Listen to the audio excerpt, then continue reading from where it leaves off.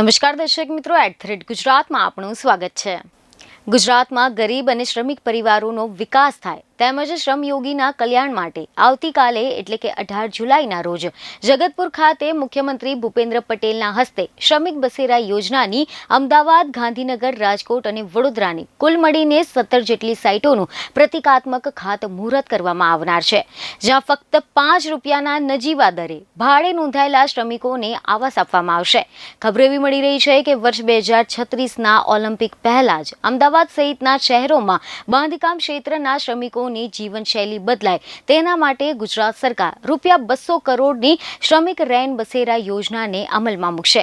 રાજ્યમાં બાંધકામ ક્ષેત્રે મધ્ય ગુજરાત ઉપરાંત સૌથી વધુ શ્રમિકો રાજસ્થાન, છત્તીસગઢ અને ઝારખંડ તેમજ મધ્યપ્રદેશથી આવતા હોય છે, જેઓ ટૂંકી મુદત માટે બાંધકામ સાઇટની આસપાસ રહીને રોજગાર મેળવતા હોય છે।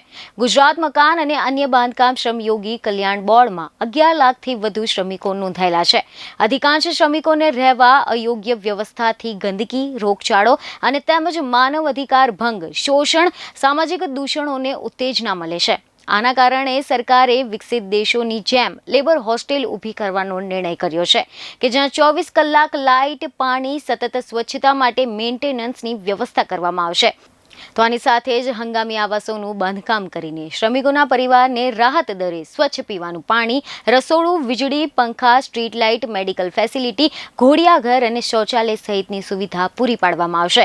તમે જણાવી દઈએ કે રિપોર્ટ એવા મળી રહ્યા છે કે નોંધાયેલા શ્રમિકોને મહત્તમ 6 મહિના સુધી આશ્રય આપવામાં આવશે।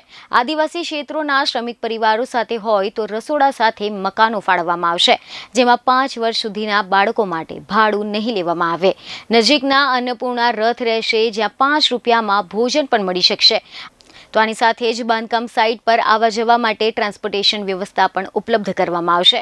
આ યોજના હેઠળ અમદાવાદમાં 7, ગાંધીનગરમાં 1, રાજકોટમાં 6 અને વડોદરામાં 3 એમ કુલ 17 જેટલી સાઇટોનું ખાતમુહૂર્ત થનાર છે। આ સાઇટોના માધ્યમથી અંદાજે કુલ 15,000 જેટલા બાંધકામ શ્રમિકોને આ યોજનાનો લાભ મળવાનો અંદાજ છે। બીજને ખબર સાથે ફરી મળીશું। ધન્યવાદ।